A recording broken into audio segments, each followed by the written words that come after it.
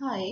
आज हम MA English literature के पेपर फर्स्ट की फर्स्ट चैप्टर के बारे में पढ़ेंगे, जिसमें फर्स्ट ऑफ ऑल हम पोएट के बारे में देखेंगे। पोएट का नाम है जोफ्री चौसर और इनकी लाइफ के बारे में देखें तो 1343 के लगभग में इनका जन्म माना जाता है।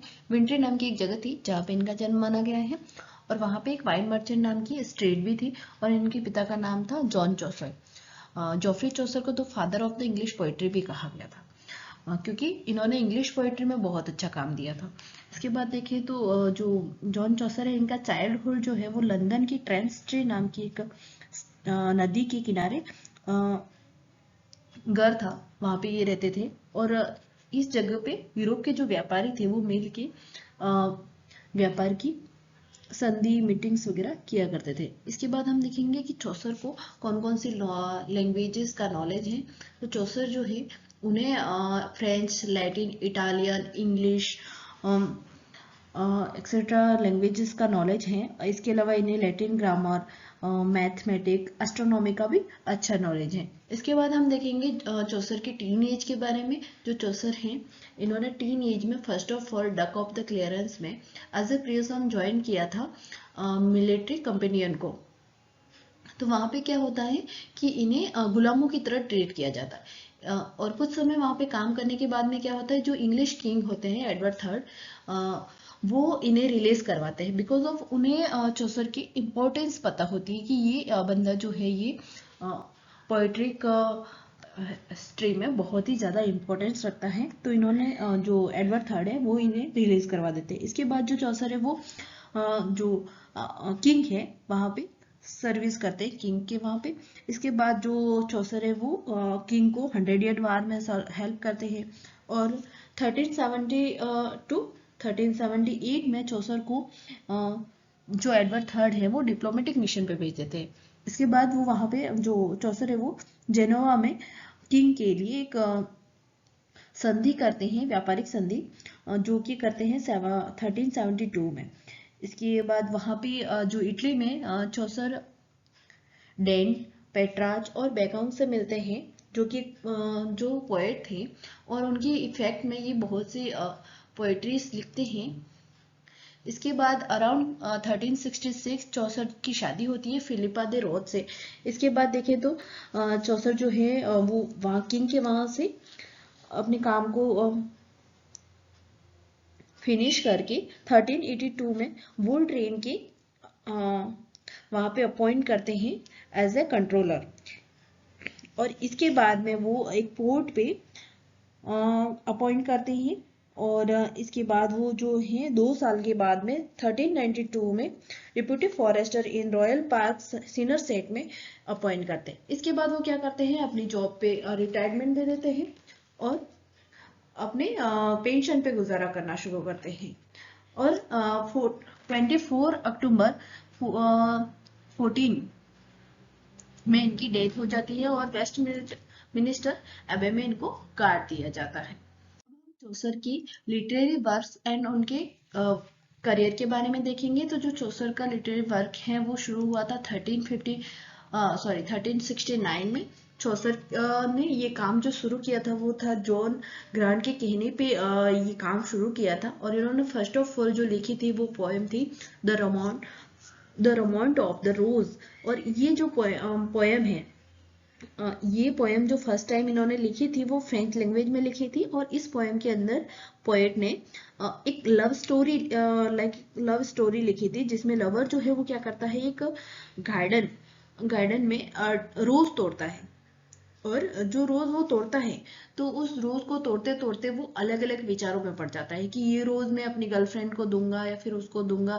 फिर उसको वो ये सोचेगी, इसको लेके वो ये सोचेगी, ये करूंगा वो करूंगा करके उस रोज के बारे में वो लवर जो है वो अलग अलग टाइप की थिंकिंग करता रहता है। और कुछ टाइम बाद में जब वो इंग्लिश पीरियड पे काम करते हैं तब ये इस पोएम को इंग्लिश में भी ट्रांसलेट करते हैं। इसके बाद हम देखेंगे सेकेंड इनकी पोएम जो the book of duchess 1368 to 69 में इन्होंने लिखी थी। ये बुक जो है ये इन्होंने जॉन ग्रांट की वाइफ थी जो ब्लेचा, उसकी डेट पे एज ए एलिजी लिखी थी। इसके बाद हम देखेंगे the house of fame 13 1779 to 18 में लिखी थी इन्होंने, और ये इनकी सेकंड बड़ी पोयम थी, लॉन्ग पोयम थी। इसके बाद हम देखेंगे द पार्लियामेंट ऑफ फ्लोज 1380 में इन्होंने लिखी थी। इसके बाद हम देखेंगे त्रिलोस ऑन क्रास्टियर 1378 टू 1805। एंड इसके बाद हम देखेंगे the legend of good women 1380। ये जो पोएम है ये जो पोएट ने लिखी थी वो क्वीन एनी के कहने सजेशन पे लिखी थी। और इसमें जो क्वीन एनी है वो पोएट को सजेस्ट करती है कि तुम एक पोएम लिखो जो लेडीज के बदलते हुए कैरेक्टर्स के बारे में बताए। तो इन्होंने जो ये चौसर है, इन्होंने इस पोएम के अंदर फर्स्ट टाइम हीरोइक कपलेट का यूज भी करते हैं। और इसके बाद ये लिखते हैं the Canterbury of tales 1386 to 1905। और ये जो पोएम है ये एक पेलीग्राफ्स, जिसमें 29 पेलीग्राफ्स जो है वो यात्रा करते हैं। और ये जो पोएम है वो जो चौसर है इनकी ओरिजिनलिटी मानी जाती है, क्योंकि इस पोएम में जो चौसर है वो खुद यात्रा करते हुए इस पोएम को लिखते हैं। इसके बाद हम देखेंगे चौसर के लाइफ के 3 पीरियड के बारे में। इनके जो 3 पीरियड हैं वो फर्स्ट जो पीरियड है वो है फ्रेंच पीरियड। जो फ्रेंच पीरियड है वो है 1359 टू 1772 में। और ये जो पीरियड है ये इनकी लाइफ का शुरुआती समय है, जिसमें ये पूरा जो भी काम करते हैं, जो भी पोएम्स लिखते हैं, जो भी लिटरेरी वर्क ये करते हैं, वो सारे ही फ्रेंच मॉडल पे लिखते हैं। और इनके जो फर्स्ट ईयरली टाइम की जो पोएम्स हैं उसमें पूरा ही जो मेथड है, जो थीम है, वो जो चौसर जो यूज करते हैं वो है ड्रीम्स और लव शेडो पे ग्रेसफुल होके लिखते हैं। इसके बाद ये बात करते हैं इटालियन टाइम की, जिसमें वो 1359 टू 86 में काम करते हैं। और इस टाइम में क्या करते हैं, जो डैन पेट्रार्च जो पोएट हैं दूसरे, उनके इफेक्ट में आके, उनके प्रभाव में आके काम करते हैं। और ये कुछ प्रोज को ट्रांसलेट भी करते हैं इंग्लिश में इस टाइम में, जो अदर फिलोसोफर ने लिखे होते हैं।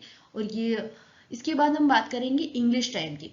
1386 टू 14 में ये टाइम आया था इनकी लाइफ में। और इस टाइम में को जो चौसर है उनकी मेच्योरिटी ऑफ स्ट्रेंथ और ओरिजिनिटी भी माना जाता है, क्योंकि जो चौसर है ये इस टाइम में जितनी भी पोएम्स इन्होंने लिखी थी 1386 टू 14 में, ये सारी ही इनकी ओरिजिनलिटी मानेगी, रियलिटी मानेगी, क्योंकि इस टाइम में इन्होंने खुद पे काम किया था और खुद की इमेजिनेशन पे इन्होंने पोएम्स लिखी थी।